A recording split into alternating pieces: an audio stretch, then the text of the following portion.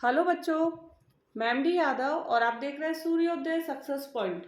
आज की इस क्लास में हम सॉल्व करने वाले हैं कक्षा 5 के लिए पर्यावरण अध्ययन का जो पेपर है, मॉडल पेपर, उसको आज हम सॉल्व करेंगे। और एग्जाम्स के लिए बहुत इंपॉर्टेंट है, परीक्षा में आपका इसी में से प्रश्न आने की संभावना है। तो चलिए स्टार्ट करते हैं। परीक्षा में प्रश्न आ सकते हैं तो पूरा जरूर देखिए एंड वीडियो को लाइक और शेयर जरूर कीजिए, चैनल को सब्सक्राइब भी कर लीजिए। तो चलिए स्टार्ट करते हैं। फर्स्ट पहले प्रश्न से इसका वो है हमारा, दिए गए चित्र को देखकर बताइए कि आलू के अंदर से क्या निकला हुआ है। ये आलू का पिक्चर है और इसके अंदर से ये जो चीजें निकली हुई है ना, वो क्या है? जड़ है, तना है, पत्ती है या फूल है? तो ये क्या है हमारा? तना। क्या है ये? तना। ठीक है ना। नेक्स्ट है, दी गई खाद्य श्रृंखला के चित्र को देखकर बताइए कि शेर अपने भोजन के लिए किस पर निर्भर है। पौधे पर निर्भर है, खरगोश, और यहाँ पे है भेड़िया, और यहाँ पे क्या है क्या कहते हैं? शेर। तो किस पर निर्भर है ये?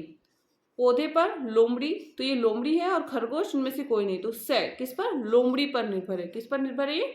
खरगोश किस पर है? घास पर, पौधे पर। और लोमड़ी किस पर है? खरगोश पर। और शेर किस पर है? लोमड़ी पर। ठीक है ना। तो ये हमारा हो गया लोमड़ी। इसका आंसर क्या हो गया? से। नेक्स्ट है, दिए गए चित्र को देखकर नीचे लिखे प्रश्नों के उत्तर देने हैं। अब आगे हमारे पास क्या है? चित्र को देखकर प्रश्नों के उत्तर देने हैं। तो ये चित्र हमारे पास दिया हुआ है। तो ये दिया गया चित्र किस पक्षी का है? दिया गया चित्र चिड़िया का है। किसका है ये? चिड़िया का है। ठीक है ना। आंसर हमें क्या है कि चिड़िया का है। उड़ने के लिए इसके शरीर पर कौन से अंग पाए जाते हैं? उड़ने के लिए क्या होता है चिड़िया पे? तो पंख होता है।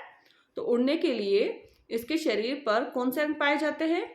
उड़ने के लिए चिड़िया के शरीर पर पंख पाए जाते हैं। क्या पाए जाते हैं? पंख। ठीक है ना। अगला, आपने इस पक्षी को कहाँ कहाँ देखा है? तो हमने चिड़िया को कहाँ कहाँ देखा है? तो हमने चिड़िया को आकाश में उड़ते देखा है। देखा ही है हमने। ठीक है ना। घर के आंगन में भी देखा है हमने, और वृक्षों पर चहचहाते हुए देखा है। वृक्षों पर चहचहाते हुए हमने क्या देखा है? चिड़िया को देखा है। अगला प्रश्न, राजस्थान के मानचित्र में निम्नलिखित स्थानों को अंकित कीजिए। ये राजस्थान का मानचित्र है हमारे पास, हमें क्या करना है? चित्रों को अंकित करना है। सबसे पहला जो है गुलाबी नगरी। अब गुलाबी नगरी किसको कहते हैं? जयपुर को। किसको कहते हैं हम? जयपुर। जयपुर का है हमारा यहाँ पर। तो गुलाबी नगरी जयपुर। ठीक है। अगला है वस्त्र नगरी। अब वस्त्र नगरी कौन सी है? भीलवाड़ा। तो भीलवाड़ा हमारा यहाँ पे हो गया। वस्त्र नगरी कौन सी है? भीलवाड़ा। अब जोधपुर हमारा यहाँ पर है। ठीक है ना। 3 दे रखे थे, तीनों अपन ने फिल कर दिए। अगला 5वां प्रश्न, हमारे जीवन में योग का महत्व बताना है। किसका? योग का महत्व का क्या महत्व है, यह हमें बताना है। तो हमारे जीवन में योग का बहुत महत्व है। क्या है? योग का बहुत महत्व है। इससे शरीर स्वस्थ रहता है। इससे हमारा मानसिक, बौद्धिक एवं आध्यात्मिक विकास भी होता है। इससे शरीर स्वस्थ रहता है। इससे हमारा मानसिक, बौद्धिक एवं आध्यात्मिक विकास भी होता है। इससे जीवन के प्रति सकारात्मक दृष्टिकोण विकसित होता है। इससे जीवन के प्रति सकारात्मक दृष्टिकोण विकसित होता है। तो ये हो गया हमारा योगा का महत्व। तो अब नेक्स्ट अगला प्रश्न देखेंगे, और अगला प्रश्न जो है वो है, भोजन को चबाना क्यों आवश्यक है? भोजन को चबाना क्यों आवश्यक है? तो भोजन को चबाना क्यों आवश्यक है, इसका आंसर हमें लिखना है। इसका आंसर हम क्या लिखेंगे कि भोजन को चबाने पर लार भोजन के साथ मिल जाती है। भोजन को चबाने पर लार भोजन के साथ मिल जाती है, जो भोजन को चिकना क्या कर देती है? चिकना व पेस्ट की तरह लसलसा कर देती है। मुंह में बनने वाली यह लार भोजन में मौजूद स्टार्च को ग्लूकोज में बदल देती है, जिससे भोजन मीठा लगने लगता है तथा भोजन आसानी से पच जाता है। ठीक है। तो भोजन को चबाना क्यों आवश्यक है, ये हमने देखा। अगला प्रश्न, एंड अगला प्रश्न जो है बच्चों वो है, जल का हमारे जीवन में क्या महत्व है? जल का हमारे जीवन में क्या महत्व है? घरों में वर्षा जल को संग्रहित करने का चित्र बनाइए। ठीक है ना, घरों में वर्षा जल को संग्रहित करने का चित्र हमें बनाना है। सबसे पहले तो आंसर देना है कि जल का क्या महत्व है, फिर आपको क्या बनाना है, इसका जो डायग्राम है, चित्र है, वो बनाना है। जल का हमारे जीवन में बहुत महत्व है। हम जल के बिना नहीं रह सकते। हमें नहाने, धोने, पीने, घरेलू कार्यों आदि के लिए जल की आवश्यकता होती है। विद्युत उत्पादन एवं सिंचाई आदि के लिए भी जल का उपयोग किया जाता है। तो जल का हमारे जीवन में बहुत महत्व है। हम जल के बिना नहीं रह सकते। हमें नहाने, धोने, पीने, घरेलू कार्यों आदि के लिए जल की आवश्यकता होती है। विद्युत उत्पादन एवं सिंचाई आदि के लिए भी जल का उपयोग किया जाता है। और घरों में वर्षा जल को संग्रहित करने का जो चित्र है वो आपको ऐसे बनाना है। ठीक है, नेक्स्ट अगला प्रश्न देखेंगे 8 नंबर। निम्न में से जड़ से बनने वाला पौधा है? आलू, पत्थर चट्टा, गुलाब, पुदीना। तो जड़ से बनने वाला पौधा है, जड़ से क्या बनता है? पुदीना। क्या बनता है? पुदीना। अचार को खराब होने से बचाने के लिए हमें क्या मिलाते हैं? तेल व नमक, मीठा सोडा, पानी, लाल मिर्च। हम मिलाते हैं तेल व नमक। क्या मिलाएंगे? तेल व नमक। ए आंसर इसका होगा। अपने आसपास पेट्रोल एवं डीजल से चलने वाले वाहनों की अलग अलग सूची बनाइए। पेट्रोल से चलने वाले वाहनों की अलग बनानी है और डीजल से चलने वाले वाहनों की अलग बनानी है। तो पेट्रोल से मोटरसाइकिल चलती है, स्कूटर चलता है, कार चलती है और मोपेड आदि। डीजल से ट्रक, ट्रैक्टर, ऑटो, बस आदि। ट्रक, ट्रैक्टर, ऑटो, बस आदि। नेक्स्ट है हमारा, निम्नलिखित वस्तुओं को उनके रंग के आधार पर छांटकर उचित समूह में लिखिए। सफेद रंग, पीला रंग और हरा रंग के आधार पर। तो अब सफेद रंग में क्या है, देखो यहाँ से, आंवला कौन से रंग का है? हरा रंग है, तो आंवला हरा रंग। नीम की पत्ती हरा रंग, मावे की बर्फी सफेद रंग, जलेबी पीला रंग, ठीक है, बूंदी के लड्डू पीला रंग, दही सफेद, दूध सफेद, अंगूर हरे, नींबू पीला, करेला हरा, नमक सफेद, शक्कर क्या हो जाएगी आपकी? सफेद। तो आपको ऐसे छाट के अलग अलग 3 रंग, सफेद रंग, पीला रंग और हरा रंग में आपको डिवाइड इसको कर देना है, बांट देना है। नेक्स्ट अगला, राजस्थान के किन्हीं 3 किलो के नाम लिखिए। अब राजस्थान के कोई भी 3 किलो के नाम लिख दीजिए। चित्तौड़गढ़ का किला, रणथंभौर का किला, मेहरानगढ़ का किला। जो भी अलग अलग है, आपको कोई सा भी किला याद है उसके बारे में आप लिख दीजिए। जैसे अजमेर का किला है ना, तो आप ऐसे 3 किलो के नाम लिख सकते हैं। चित्तौड़गढ़ का किला, रणथंभौर का किला और मेहरानगढ़ का किला। नेक्स्ट है अगला 13 नंबर प्रश्न। भूस्खलन से आप क्या समझते हैं? अपने शब्दों में लिखिए। भूस्खलन से आप क्या समझते हैं? तो इसका आंसर होगा, पहाड़ों पर जमीन खिसक कर मिट्टी, मलबा, पत्थर आदि का लुढ़क कर पहाड़ों से नीचे गिरना आदि को भूस्खलन कहा जाता है। मतलब पहाड़ की जो जमीन होती है, जो मिट्टी होती है या जो पत्थर होते हैं, वो जब खिसक कर नीचे गिर जाते हैं ना, उसको हम क्या कहते हैं? भूस्खलन कहते हैं। तो पहाड़ों पर जमीन खिसक कर मिट्टी, मलबा, पत्थर आदि का लुढ़क कर पहाड़ों से नीचे गिरना आदि को भूस्खलन कहा जाता है। नेक्स्ट इसी का सेकंड है, 13 का ही सेकंड है। भवन निर्माण के लिए कौन कौन सी सामग्री आपके आसपास मिलती है एवं कौन कौन सी सामग्री दूसरी जगहों से मंगवानी पड़ती है? आसपास मिलने वाली सामग्री, पानी मिल जाता है, मिट्टी मिल जाती है, बल्ली फंटे मिल जाते हैं और पत्थर मिल जाते हैं हमारे आसपास। अब बाहर से हम मंगाते हैं, मतलब दूसरी जगहों से मंगवाने वाली सामग्री, लोहे की सरिया, बजरी, सीमेंट और ईंटें, ये हम क्या करते हैं? बाहर से मंगवाते हैं। नदी के पानी तथा गड्ढे के पानी में क्या अंतर है? लिखिए।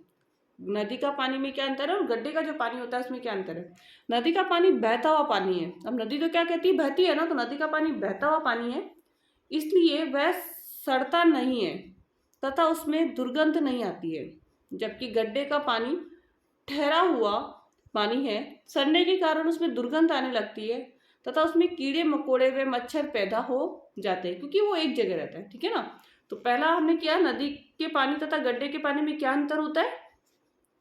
अब 14 का ही दूसरा प्रश्न है, बावड़ियों का पानी गंदा नहीं हो इसके लिए हमें क्या क्या करना चाहिए। बावड़ियों का पानी हम गंदा ना हो इसके लिए हमें क्या क्या करना चाहिए। तो बावड़ियों का पानी गंदा न हो इसके लिए हमें बावड़ियों के पानी में गंदगी नहीं करनी चाहिए। क्या नहीं करनी चाहिए, गंदगी नहीं करनी चाहिए, तथा समय समय पर इनकी सफाई करते रहना चाहिए। क्या करते रहना चाहिए, सफाई करते रहना चाहिए। नेक्स्ट अगला 15 नंबर प्रश्न है, किसान से खेती के बारे में जानकारी प्राप्त करनी हो तो आप उसे क्या क्या पूछेंगे। 3 प्रश्न बनाकर लिखने हैं। क्या क्या क्या पूछ रहे हो ना, वो प्रश्न बनाने हैं आपको। खेती के काम आने वाले औजार कौन कौन से हैं। सबसे पहला हम प्रश्न क्या पूछेंगे कि खेती के काम में आने वाले औजार कौन कौन से हैं। दूसरा प्रश्न हमारा होगा, खेती में पशुओं का क्या उपयोग है। खेती में पशुओं का क्या उपयोग है। नेक्स्ट होगा, खेती की मिट्टी को उपजाऊ बनाने के लिए कौन कौन सी खाद का उपयोग किया जाता है। खेती की मिट्टी को उपजाऊ बनाने के लिए कौन कौन सी खाद का उपयोग किया जाता है। तो ये 3 प्रश्न है जो हम किसान को खेती से के बारे में जानकारी प्राप्त करने के लिए पूछेंगे। नेक्स्ट है, नीचे दिए गए 16 नंबर प्रश्न है, नीचे दिए गए चित्र को देखकर कारीगर से भवन निर्माण के बारे में जानकारी प्राप्त करने के लिए कौन कौन से प्रश्न पूछेंगे। कोई 4 प्रश्न लिखने हैं। अब हमें क्या लिखना है, 4 प्रश्न लिखने हैं भवन निर्माण से संबंधित जानकारी प्राप्त करने के लिए। पहला प्रश्न जैसे हम पूछ सकते हैं, भवन निर्माण के लिए कौन कौन सी सामग्री की आवश्यकता होती है। सबसे पहला कि भवन निर्माण के लिए कौन कौन सी सामग्री की आवश्यकता होती है।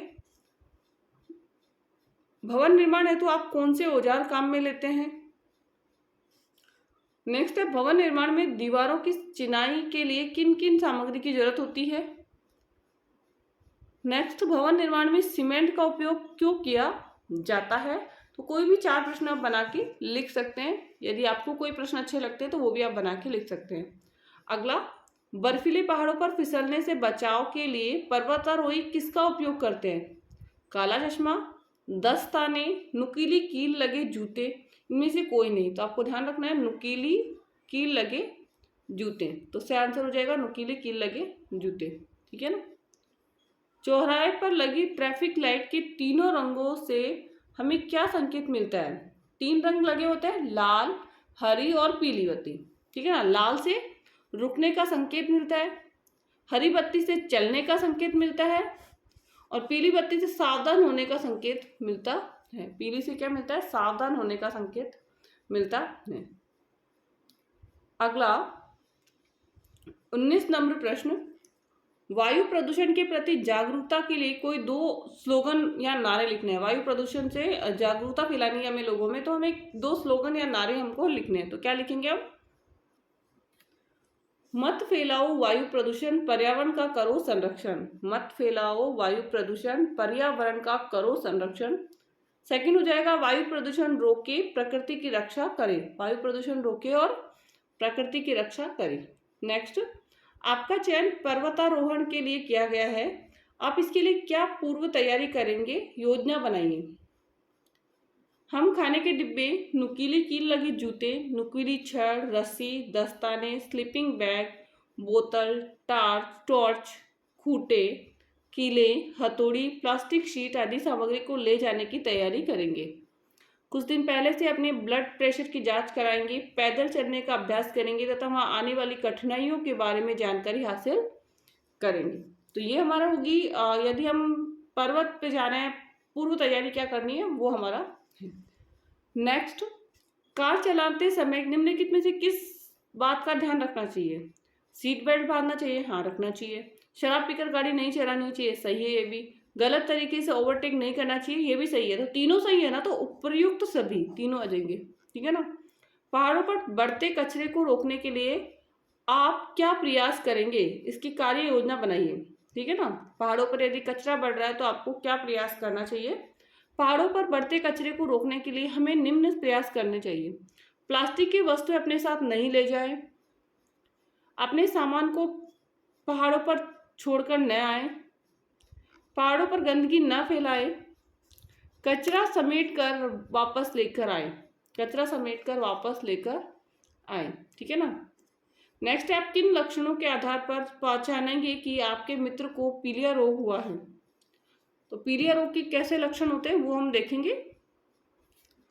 मूत्र का पीला आना, आंखों का रंग पीला होना, नाखून का पीला होना, उपर्युक्त सभी। तो इसके अंदर दे है, सारे ही चीजें अगर आपको दिखती है तो पीले रोग का संकेत है। नेक्स्ट है, फूंक से हमें क्या क्या कार्य कर सकते हैं। फूंक से हम निम्न कार्य कर सकते हैं: बांसुरी बजाना, सीटी बजाना, गुब्बारे फुलाना, धूल उड़ाना, गर्म चीज को ठंडा करना आदि। तो ये हमारा फूंक से कार्य है। नेक्स्ट है, हमारी गली मोहल्ले साफ रहे इसके लिए हम क्या क्या कर सकते हैं। हमारी गली मोहल्ले साफ रहे इसके लिए हम निम्न कार्य कर सकते हैं: गली मोहल्लों के लोगों को गंदगी से होने वाली बीमारियों से जागरूक करना, पहला तो हम ये करेंगे। दूसरा, गली मोहल्ले में कचरे को उठाने की व्यवस्था करना तथा गली मोहल्ले में झाड़ू लगवाना। गली मोहल्ले में झाड़ू लगवाना हो गया। गली मोहल्ले में जगह जगह पर कचरा पात्र रखवाना तथा इनका उपयोग करने के लिए प्रेरित करना। गली मोहल्ले में कचरा फैलाने वाले पर जुर्माने की व्यवस्था होना। तो ये 3-4 चीजें जो हमें गली मोहल्ले को साफ रखने के लिए करनी ही चाहिए।